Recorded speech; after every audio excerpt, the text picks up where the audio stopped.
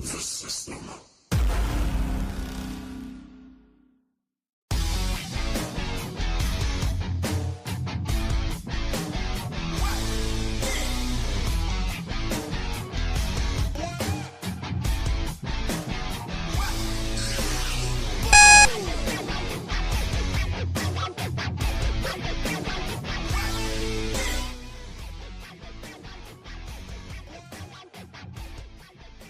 Ladies and gentlemen, boys and girls, children of all ages, as I look at the time and I look at the date, not only am I 7.5 hours away from holding a prestigious title that I have not seen in my lifetime, it is also time on a Saturday afternoon to enjoy and bask in this show. So, ladies and gentlemen, boys and girls, children of all ages, welcome to another episode of the phenomenon known to mankind as Saturday afternoon's main event. And like I said, ladies and gentlemen, the New York Knickerbockers are one win away from an NBA championship for the first time in 53 years. But we ain't talking basketball here on Saturday afternoon's main event. It is all about professional wrestling. And speaking of that, if you do not know who I am, whether you are dumb, stupid, blind, or just plain irrelevant, I suggest you go back to school or go into your local library. Get the biggest dictionary you can find, preferably Merriam-Webster. And like I said last week, when you go to the word GOAT and you find Jalen Brunson's picture right there, go a couple of pages down and look me up under the words phenomenal. Ladies and gentlemen, it is a phenomenal one. And of course, here on a show like this, I'm unfortunately alone. Guys, of course, you know, last week, Peeps Nation went ahead and called in that he would be taking a sabbatical this week due to events that he had planned to go ahead and take part in a couple of months prior. But it's okay. We don't have to Peeps Nation. Other than that, we do know that preferably there could be a chance that we will have our other prestigious colleague, Mr. 411, in the building here today. Not fully guaranteed, but hopefully he can make an appearance. But in all duality, like I said, beyond all else, the phenomenal one is here. And guys, I thank you, whether you are watching on Twitch, Twitter, or YouTube. I thank you for going ahead and tuning in on every single platform to go ahead and watch here today on this perfect Saturday afternoon post 3 p.m. Guys, if you haven't followed us on any of our social media platforms, you can do so by following us on our Instagram at Saturday Afternoons_main event, our Twitter being Saturday Main, and our TikTok being Saturday Afternoons ME. But guys, like the Peeps Nation said, today is a day where we bask in the three things that make Saturday afternoons here at Sane perfect. And that is laughs, good times, and all the wrestling news possible. So without further ado, I think it's only fair that we go ahead and get into that today. And when we do get into that, you hear this sound, which means it's time for one thing only. Guys, it is time for 3 Rope Talk, all of the professional wrestling news that you can possibly get that consists within the span of the squared circle. Now, guys, of course, I'm solo dolo today. Gonna do my best JD from New York impression. Just playing with you guys. But in all duality, we start off today's show with our Raw and SmackDown review. Raw taking place this past week from the city of love, Paris, France. We opened up the show with one Oba Femi going ahead and taking the time to take shots at Paul Heyman and Brock Lesnar, saying that he is going to go on and win the King of the Ring tournament, and that not being a prediction, but a spoiler. Just when he was about to leave, though, the king of the luchadors, or I should say the king of the bastard children, Dominic Mysterio, chose to interrupt the ruler to go ahead and say that he would be the one to go and win the King of the Ring this year. Of course, we know Judgment Day doesn't live without shenanigans, so of course, one JD McDonough had to go ahead and try to blindside Oba Femi, hitting him with a chair, but noticing that Oba didn't even budge. What then proceeded to follow was him punching the chair out of JD's hand after JD tried to go after him. Dom hitting the 619, but then the ruler recovers and tosses him over the opposite end of the ring. So much for Dominic Mysterio being the king of the luchadors that he can't even go ahead and get over Femi over. You know what? I digress. First one of the day, although Peeps is not here to market.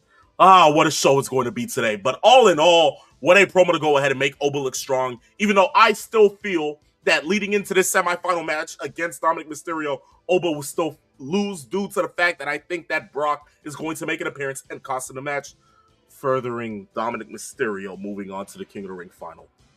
We live in a world where Dominic Mysterio is actually about to win King of the Ring. I can't take this anymore. You know what? I know he's probably drinking for me, so Uncle Triple C, take another shot, will you? But all in all, that was the beginning of the show. We moved into further other parts where, of course, another fatal four-way to determine who would be moving on to the semifinals for the Queen of the Ring.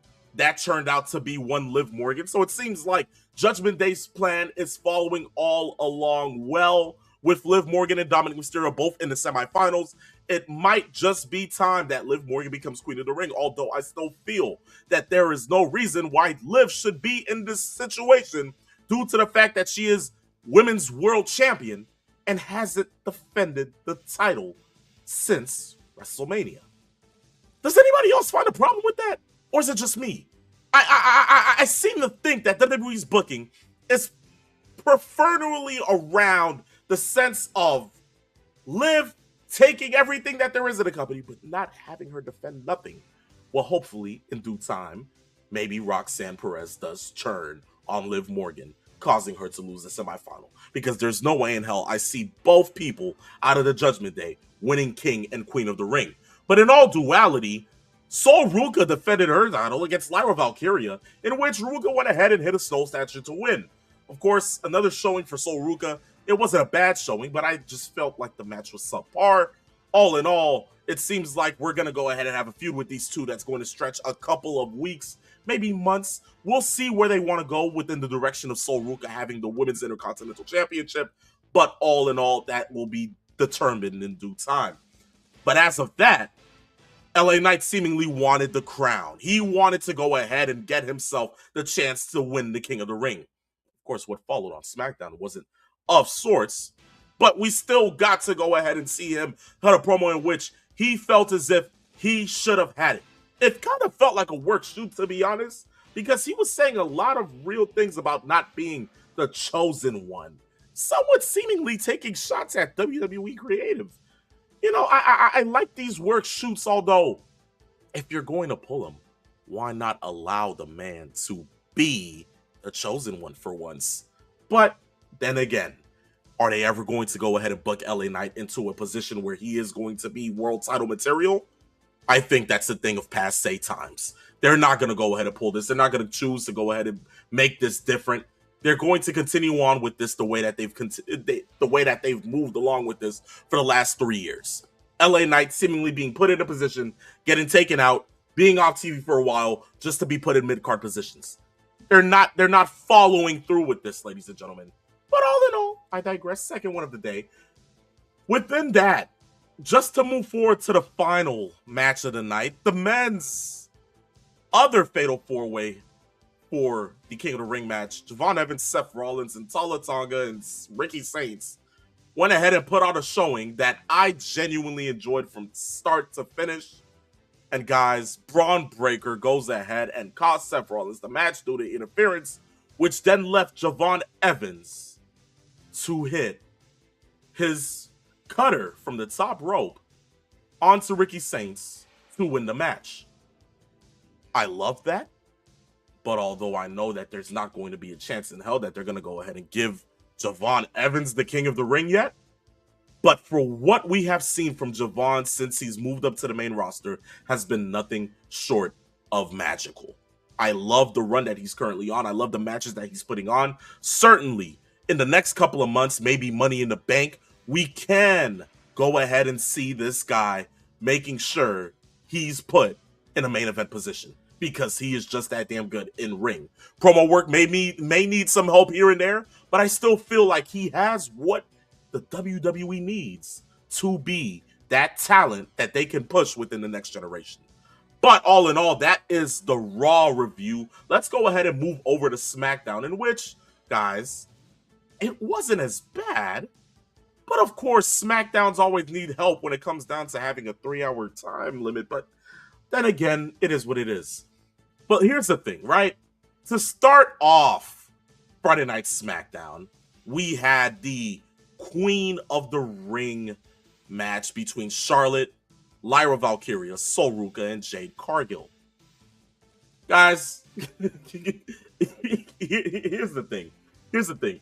Other than the botch of Jade Cargill damn near losing her wig, this match was damn near okay. But here's the thing. Flair ends up winning the match. Charlotte Flair ends up winning the match. And that, for you guys and for me, is my dark horse to win the Queen of the Ring. Considering what happened later on in the broadcast, we'll see what happens within Jade Cargill's position, because it seems like ever since WrestleMania, there have been wins here, there have been losses here, but it seems like she's losing with consistency. What does that determine for her future? What does that mean for the group that she has? I don't know, because for me, I felt like post-WrestleMania, that group should have been skyrocketing to the top, but it doesn't seem like that's what WWE has in plan for them. What will be in plan for them? We have yet to see. But all in all, that non-title match between Paige and Brie Bella versus Laney Reed and Fallon Henley, okay, we're giving the women chances to show up. I like it.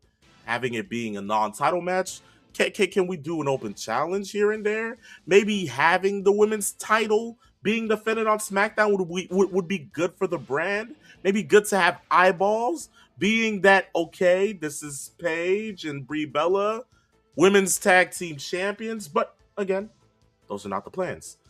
All in all, it wasn't a bad match. It wasn't a good match. We move on. Guys, here's my highlight of the show. Cody Rhodes and Sami Zayn. These two have been on a collision course since Clash in Italy. And it's not weird to see. It seems like Sami Zayn has now entered a part in his career where he is now known as the last real good guy. What does that behold for Sami Zayn? I'll tell you what that beholds. I feel like this character, this version of Sami Zayn, is a version that can carry through the rest of the year and give us something to dream on. Give us something to have eyeballs on. You may not see it just yet, but I feel like him going ahead and calling out Cody Rhodes and asking for an apology after what happened last week was certainly something that I did not expect from Sami. But after that, what happened with that was certainly funny, because it seems like we're starting to see a character change for Cody Rhodes. Cody began to have back and forths with Sami that went into culminating with slaps to Sami Zayn. Cody Rhodes slapped the living daylights out of this man to the point where Sami just got out the ring. For me, again, this is futuristic, because it seems like Sami remains a vigilant and brilliant heel because he believes that all of his actions are justified, and to an extent, he's not wrong.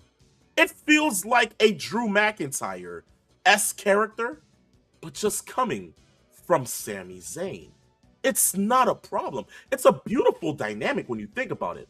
What can it translate to in terms of the main event position on SmackDown? Can it determine that we can see him versus Cody Rhodes down the line? Is this where they finally give Sami Zayn his chance of being world champion? I think so. But again, time will only tell what they have planned for these two men. But all in all, we move forward. Carmelo Hayes and Ricky Saints had a fallout of words in between One Trick Williams, who is still catching fire out here on the main roster of SmackDown, being the United States champion. Carmelo Hayes and Ricky Saints had time to go ahead and sit there and go back and forth to each other. Within the sense, it kind of turned into a three-way battle between Trick, Hayes, and Saints. And from what it seems like, with both of those men between Hayes and Saints tied at one piece, they will now battle to see who will be the #1 contender for the US title on next week's episode of SmackDown. Of course, what then ended up happening was that they ended up brawling. Trick Williams ended up standing tall alongside Little Yachty right next to him. But of course, people were left confused to wonder, because if they love Trick, they're equally behind Hayes. And of course, we know that these two have solid history together, spanning back to NXT. So it would only be fair that we would get this match. And if we do get this match, I would love to see what is the story that they will tell leading up to their match for the United States Championship. But beyond all else, Tiffany Stratton and Chelsea Green went up against B-Fab and Michin. Of course, Tiffany having somewhat problems with Jade Cargill. It determines to me that maybe down the line we will get Tiffany versus Jade for United States title, which is again the downgrade for Jade Cargill, who was just coming off a match against Rhea Ripley at WrestleMania for the Women's Championship. But all in all, Tiffany Stratton versus Jade Cargill, it would be a perfect match to me. I would love to see what they go ahead and pull out with that. But beyond all, when it comes down to the beatdown that Cargill gave Stratton, and then staring at the title, solid direction, cool direction. Maybe within the next couple of months, they begin to continue pushing this story, because I think that this is just a short feud. It's not one of those long-term storytelling kind of things that we're about to go ahead and see from this. It's going to be a hot feud. It's going to go ahead and progress for a little amount of time. But then again, I still feel that if they're going to do that, then maybe, just maybe, this will mean that Jade Cargill will end up winning the US title. Because again, Tiffany Stratton against Rhea Ripley is a match that I'm eyeing for the WWE Women's Championship. And I think that if they really go down that line, they will deliver on all accounts. But that being said, the King of the Ring match was the last match to end the show. Jey Uso, LA Knight, Royce Keys, and Finn Balor, and of course, one LA Knight that I was speaking about, having a promo and cutting it saying that he wanted to win the King of the Ring, then had to go ahead and take an L to Jey Uso. Jey Uso moves on to the semifinals of the King of the Ring tournament, and it seems like he is eyeing the crown. Does this mean that we will get Jey Uso versus Cody Rhodes if Jey Uso were to actually win the King of the Ring? With this dynamic that they're pushing off Jey Uso, where it seems like Roman is more of a face and Jey's more pulling the heel strings, it's a beautiful dynamic. But all in all, it seems like the fans are kind of pissed off that Jey's winning this. Like, how insane is it to think that after years of hearing yeet, running back the dances, running back all of the eating, people are now getting tired of seeing Jey Uso win? How crazy is that dynamic? And even though he's playing the heel card, I love it to an extent. And I love to see where the direction that they're going is, where he's actually pulling off solid good matches. But why is it that people are mad? Why? I think it's because of the other people that are in that match that probably didn't get the solid good chances to move on. One, Finn Balor, who we feel like should be in a main title card position. One, LA Knight, who still hasn't been getting booked properly from the dawn of him facing Roman Reigns. And one, Royce Keys. What are they doing with Royce Keys, which makes a fan want to sit there and watch? Not a damn thing.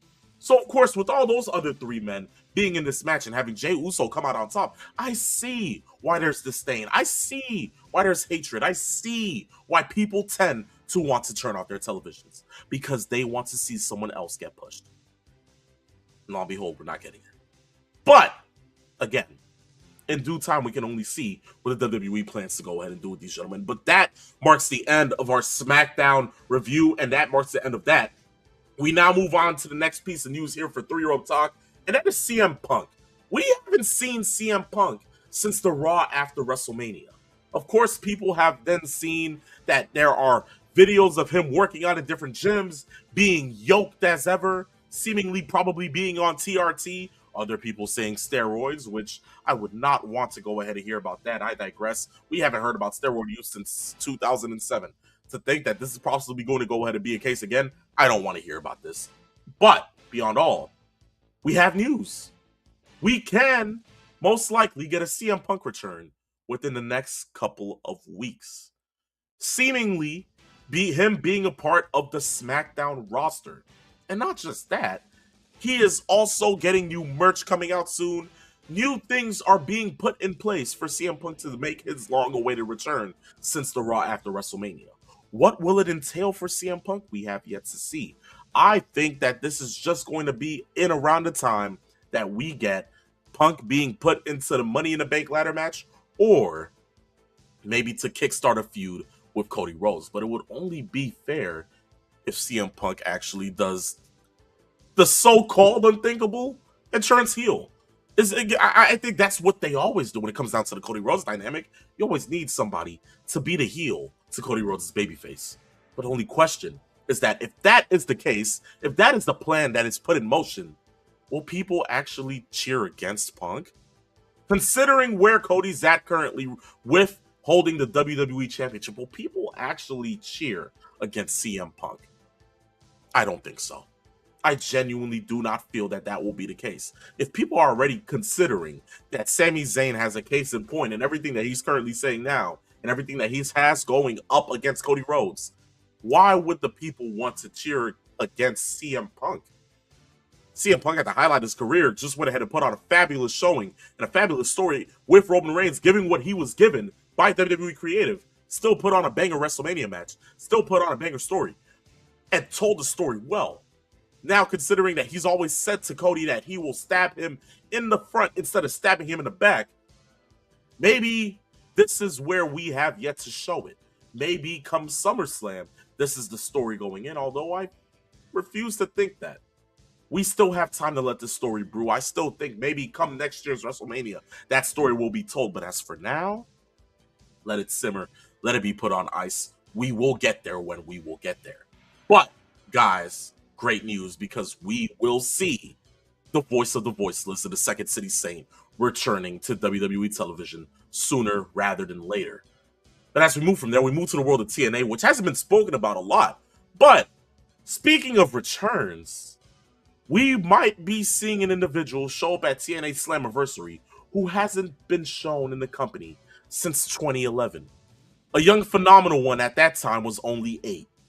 And to think that now, in 2026, Amazing Red might make his return to TNA at Slammiversary, with how they have been booking this and how they have been making teasers here and there. TNA President Carlos Silva went on TNA a couple of weeks back and said that Slammiversary will be amazing, then leaving a block of the color red in the middle of your TV screens. People began to wonder what it is that he meant by that. Some people thought that it was just genuinely another teaser for something else big to happen, but nobody kind of issued out a thought until we saw a teaser this past week on TNA Wrestling on Impact, and what we then saw was the gear and then the cross tattoo on the left hand of this individual's body. But all in all, that kind of led for people to go ahead and sit there and fully confirm that this was the Amazing Red. An Amazing Red who has been making appearances here and there on the indies, and of course House of Glory, one individual that has been genuinely a part of the historical genetic makeup of One Ring of Honor Wrestling, making his return to TNA. This is great for TNA, being that now they have finally solved the Ricky Sosa problem of him having visa issues. Now being back within the company, costing Eric Young his match just this past week on Impact, it is making up for good stuff to come for TNA Wrestling. And just to see an individual who was competing in Division X back when I was just 8, coming back to the company just to probably put on another couple solid banger matches here and there, probably with one Leon Slater. I have yet to see what it is that they have in store for this. But all in all, it's Amazing Red. I can't say how more amazing this is for total nonstop action wrestling. And I will look forward to seeing what this comes of when TNA Slammiversary hits the air on pay-per-view, which you all can go ahead and also watch yourself. But all in all, that is that for Amazing Red. Hopefully we can't wait to see what comes of this. But now we move on to our review of All Elite Wrestling Dynamite. Guys, Dynamite wasn't this bad of a show. You had your things here and there to go ahead and sit there and solve what was going on within the show. And of course, we have our ratings to go ahead and get to when it comes down to this, which I can't tell you enough. It's going to be somewhat of a shocker, but not much of a shocker. But when it comes down to this, let's talk about our Owen Cup finals. Yes, ladies and gentlemen, our Owen Cup finals. Here and there, we're going ahead and we're seeing that we're getting more into other things when it comes down to Swerve and Brody King. And I am sitting there looking at that, and I'm looking at that match, and I'm saying to myself, this will be a beautiful match to watch. It's like David versus Goliath, but David is just a bit more ruthless. I can't wait to see the dynamic being shown in the match, but all in all, it will be whoever wins that match, whoever decides that match, will go on to face Will Ospreay. And for me, I think we all know where we're going with this. I feel that Killshot will get the win here when it comes down to Swerve Strickland, and he will go on to face Will Ospreay in their match at the Owen Cup final. But all in all, that will be great. When it comes down to MJF, we know that he's kind of getting back from his injury. He hyperextended his knee. We know that it's not going to need surgery or nothing. He's just taking time off to let it heal. And we have no issue with that. When it comes down to it, here is the thing that I want to go ahead and talk about. Mercedes Moné. We know that she's proceeding and moving forward within the Owens Women's Cup final. We know that she is genuinely working her strides. And since being back, people are deemingly wanting her to win. Because again, this is her redemption story. And I think that they're telling the story pretty much well here, although it just seems like the eyeballs are not pertaining to All Elite Wrestling because of what's going on in other senses of the world. But now, when it comes down to it, if other people aren't watching, I want to say this. They are doing this well. And I love the documentation within the way that they're pulling the storyline and how they're making sure that Mercedes looks strong heading into that final. And we know for a fact that when it comes down to it, whoever she faces, which I hope it is Tekla, for the title at Wembley, if that's where they're going to go ahead and have this, they are going to go ahead and do this well. But here's the thing that people are talking about the most. Mark Briscoe. Mark Briscoe, after his match this past week on Dynamite, claims that he has a direct path to an AEW world title shot. Then he called out MJF. Now, I don't know how believable you can make this, but I'm going to flat out say this. Mark Briscoe does not come off as an individual that can dethrone MJF. AEW, how stupid can you possibly think I look? Mark Briscoe is supposed to be the individual to face MJF. Where at Forbidden Door? Is this where we're going to be doing this? How am I supposed to care about this? How am I supposed to possibly care and give a living crap about Mark Briscoe facing MJF for the AEW World title? Have we not seen these two cross paths already? Have we not seen the dynamic? Have we not seen the end result? What now is going to tell me that Mark Briscoe is going to defeat MJF? If you're just giving MJF something to have as a placeholder up until Ospreay, just let the man go on a cool little rampage of not having to defend the title. But you're seriously putting Mark Briscoe in my face to believe that he is the challenger to MJF's world title. I digress. This could be the third one of the day. I fully set that in stone. I don't know where they're going with that, but that is that. But when it pertains to AEW Dynamite, it wasn't a bad show. It wasn't a good show. I still went ahead and watched, although that was after the NBA Finals, which now I'll go ahead and get to the ratings for today's show. And it's funny because when Peeps went ahead and, of course, he still made sure that he took care of the ratings for us here on Saturday afternoon's main event, even though he was taking a sabbatical, which shout out to Peeps for that.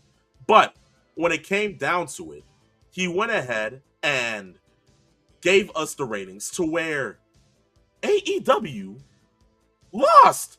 For the first time in weeks, AEW took an L to NXT.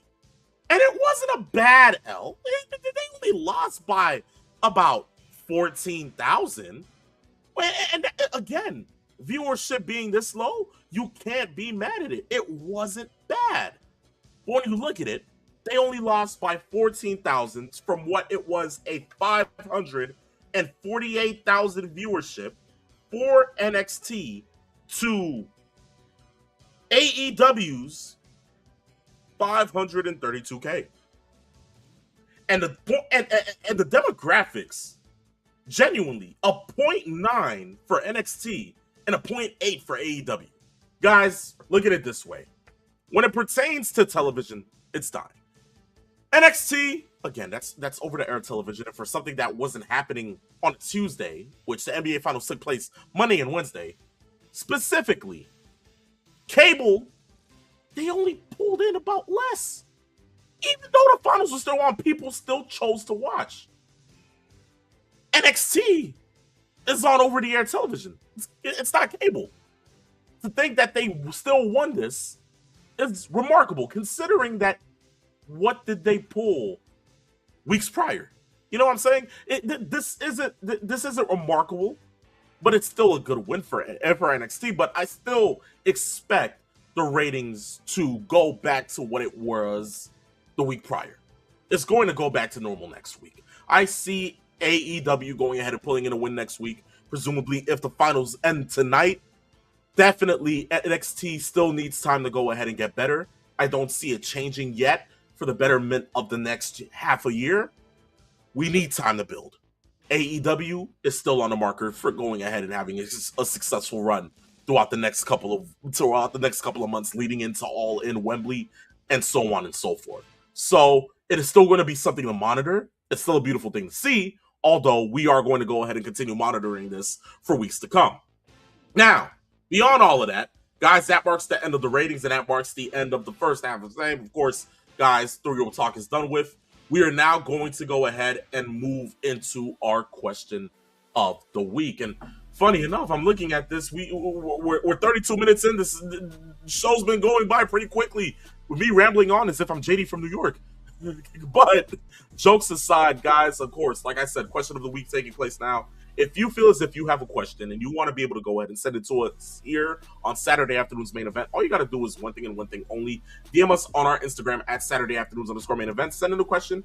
And in the words of the Wrestling God WWE Hall of Famer JBL, I guarantee it'll be on the next episode of the show. But this one caught my attention because it comes from a returning viewer and someone who used to ask questions like, of course, Tombstone City Adam comes in and says, it's been a while since I sent in a question. Hey guys, my best Mr. 411 impression. But I want to ask, as the wrestling fan attention span begins to die, should WWE/AEW continue long-term storytelling or just do shorter and hotter angles? I've always been one above the mind to sit there and say to myself that long-term storytelling is needed in professional wrestling, and so is shorter and hotter angles. You need a bit of both. You can't go into a wrestling show without having one and the other. If you just do shorter and hotter angles, people are going to go ahead and want something of more better contradiction. People are going to want something with a longer payoff, something that gives you a reason to care, which will then etch into the payoff. And when you get to that payoff, people will be relieved. People will be happy. People will be excited. Think about it for instance. When it comes down to WrestleMania 40, when it comes down to All in Texas, you have the stories of Hangman Adam Page chasing the AEW World title correctly, finally going ahead and getting his triumphant match against Jon Moxley in a Texas Death Match, in which he won the AEW World title. WrestleMania 40, Cody Rhodes wanting to finish the story, having to go ahead and go through Roman Reigns the previous year's WrestleMania. Then we saw him lose, go through hell the next year, win the Royal Rumble again, and go through that mini storyline with The Rock and Roman Reigns that we will get to later today on the show. But when it comes down to it, that payoff itself is something that's still talked about today in professional wrestling. Even though it's still fresh, it only happened about 2 years ago, but still people talk about it. You see what I'm saying? You need the long-term storytelling, but you also need the shorter and harder feuds. If you get the shorter and harder feuds, you're going to go ahead and sit there and be in tune for a good wrestling show because you need a mix of both to make sure that the show continues to drive. If not, show doesn't produce. And I understand where you're coming from. Yes, the wrestling fan attention span is drifting. It is not the same. People are not watching weekly shows again. People are not going ahead and continuously sitting there watching all the wrestling that we have in a week, considering Raw, NXT, Dynamite, Impact, and then SmackDown. And for other fans who are the diehard wrestling fans who watch New Japan in between certain weeks, or MLW or NWA Power, you got all of this wrestling, and you really think that you can consume all of it within a week, knowing that you can. What is going to draw eyeballs? What is going to draw attention? You need a mix of both. So I feel like when it comes down to it, it's not one or the other. Tombstone City Adam, you need both. Without both, wrestling doesn't run. But beyond all, Tombstone City Adam, great to see you back, bud. So salutations to you. Thank you for the question. That was a great question. But guys, again, if you want to go ahead and send in a question, all you got to do is one thing and one thing only. DM us on our Instagram at Saturday Afternoons_main event. Send it in. And again, once more, in the words of the Wrestling God WWE Hall of Famer JBL, I guarantee it'll be on the next episode of the show. But beyond all, Corner Brand is in the chat. He says, wait, people actually watch NWA? Surprisingly, right? Who would have thought people wanted to watch Jimmy Corgan's product? But I digress. Fourth one of the day. Wherever Peeps Nate is, I think he is genuinely taking count. It might just be on some type of dinner napkin or something. But salutations to Peeps wherever he is. But beyond all, yes, people might just watch NWA Power. Definitely not me. But beyond all, we are now at the final stage of today's show. And it is our final topic. And it concerns one Nick Khan. Nick Khan says that the Mania 40 story was planned all along. This is going to be beautiful to get into as the final topic for today's show.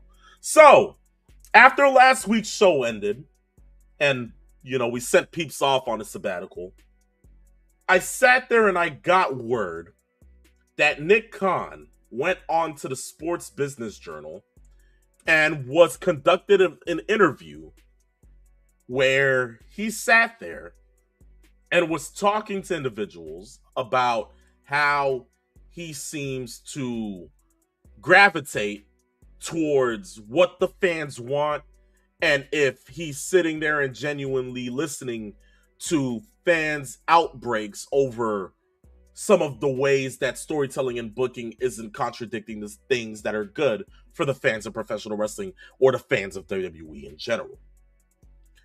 Here's what Khan went on to say. Khan sat there and said that WWE intended all along to have The Rock and Roman Reigns face Cody Rhodes and Seth Rollins in a tag match on night 1, and that Rhodes winning the championship on night 2 was locked in from the start, and that he dismissed the idea of fan backlash altering the main event as online rumors and gossip. This is always a family show, and I always tend to go ahead and have the best interests of everybody. But I'm just going to go ahead and simply say one word. Bullshit. Do I really look fickle to you? Do I really look like a Neanderthal to you, Nick Khan? How stupid do you really think fans of professional wrestling are? Okay, so let me get this straight, guys. Let's go back to 2025. Okay, let's genuinely go back. Okay, 2025. The Rock comes in and wants Cody Rhodes' soul, right? Then we get John Cena turning heel. Then come WrestleMania, we then find out that there is no Rock. All we get is Travis Scott. For the next couple of months, fans were pissed off on the fact that The Rock didn't show up. And for that, we never got a payoff. Neither did we want a payoff because we got tired of wanting to see this stuff. It wasn't the same. And every time it came down to it, anytime The Rock wanted to stick his nose into business, fans got tired of it. Fans at least said there was no payoff. Why is he here? What's going on? And that is solely off of what happened at WrestleMania 40, in which I remember strictly being in the building in Tampa, watching Cody Rhodes throw over CM Punk over the top rope, winning the Rumble, pointing to Roman Reigns in the press box that was 20 feet away from me, pointing to Roman. Roman looking confuddled. Us knowing that now, look, this is what's going to happen. Cody Rhodes, Roman Reigns, world title, WrestleMania. We knew that this was set in stone. And then what happens on the following SmackDown, right? Yeah. Roman Reigns, I'm going to take everything from you, but not at WrestleMania. I took special counsel from one of your people, Roman, and this is someone that you know very well. In comes Rocky Maivia. In comes The Rock. And what does The Rock do? The Rock steps in, Cody Rhodes steps out, takes a long look at Dwayne Johnson, and walks back up the ramp. For the next week, everything that you could possibly see on Twitter was "We want Cody. We want Cody." That was the #1 thing trending for a solid couple of days. And then we proceed to move forward with the press conference, right? That historic press conference in where Cody comes back to say, Roman Reigns, I won the Royal Rumble, so I get to choose who I get to face at WrestleMania. And in the main event, I choose you. Rock ends up slapping the holy hell out of Cody. They get into a brawl. Everybody gets separated. Rock tells Triple H, while he's getting interviewed by Kathy Kelly, to fix it. Fix this whole thing. What we then got from Triple H on that SmackDown was, look, the main event of WrestleMania is settled. We're getting The Rock. We're getting Cody Rhodes versus Roman Reigns for the Universal title. That was done. That was done.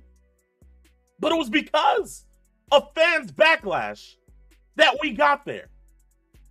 You guys had time to figure out from that week, okay, well, if this is what the fans want, we got to give the fans what they want because we can't go ahead and sell them short.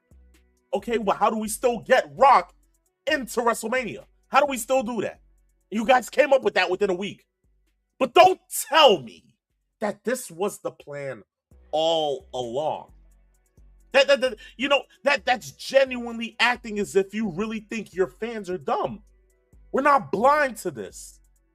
We saw what happened. We saw the changes that were made. And then for you guys to sit there and then put out a documentary in which everybody on those sides said, yes, we saw the shift. We saw how fans dictated and said that we wanted Cody. And we made sure that that was the plan. We pivoted. So you guys made a whole documentary just for Nick Khan to go ahead and lie about it about 3 years later?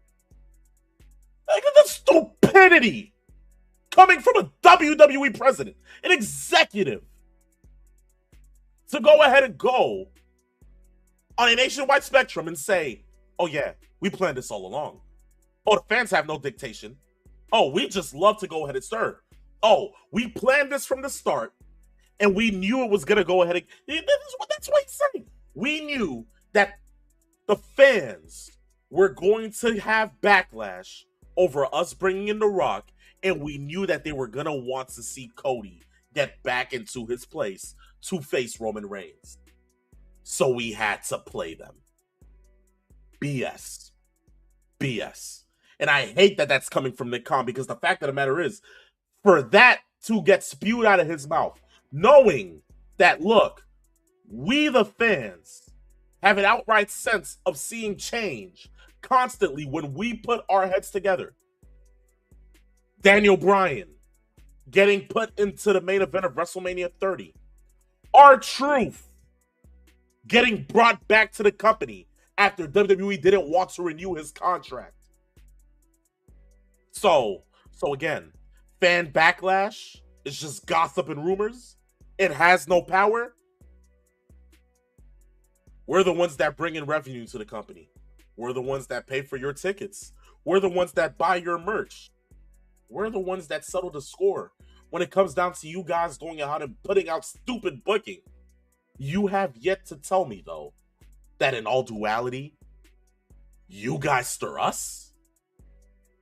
As a fan of professional wrestling, I have begun to now say that WWE is full of monkey crap. For you guys to sit there and say that the fans have no jurisdiction over what goes on and that you guys stir us is beyond incomprehensible. This is where this may be bad for WWE. This is what it's gotten to. This is how you try to sell your fans short. I've seen it all. I have officially seen it all. And in due time, there is going to be a shift in the tide to where fans are going to be more pissed off when it comes down to your creative decisions. Fans are going to be more pissed off when it comes down to how you choose to book things. You see, Hot Rod even brings in another idea. Kofi Mania. Yeah. You see, we don't forget these things. We genuinely don't forget these things. Yet, here it is being told to us that we don't stir nothing. If we didn't stir nothing, wrestling wouldn't be wrestling how it is today. It is because wrestling fans give the product life to where we direct the ship. And for that, WWE, you'll have hell to pay. Because if you feel that you guys run everything and you guys stir the ship to where you guys can control our minds in the way that we feel, certainly understand that within the next couple of months, when you guys are at a stalemate and you guys genuinely don't know what the hell you're doing, it'll be us to pick up the baton and run with it. And when we begin running with it, then we'll go ahead and make sure that we tell Nick Khan he was effing wrong. But with that being said, guys, that's professional wrestling for you. Fans all together, culminating under one thing that we love so much and that we hold near and dear to our hearts. And that, my friends, is why we have a show here on a Saturday afternoon to where you guys, the fans, can enjoy time with us. And we appreciate the time being spent with you. We thank you guys for tuning in on all the platforms that you guys are tuning in from. But most definitely, I have to say, unfortunately, that this marks the end to today's episode. I thank you guys for tuning in. We will see you next week. But guys, it was on a show like this that I had a phenomenal one. Signing out for the Peeps Snatch, Mr. 411, and of course the one Triple C who is currently possibly drinking his heart out before the Knicks go ahead and win the NBA title later tonight and taking his Tribal Chief sabbatical. Salutations to you too, my dear uncle. It was on a show like this that we came, we saw, and in the words of the glorious mastermind himself, Paul Heyman, we conquered. See you next week. Peace. Love. Farewell.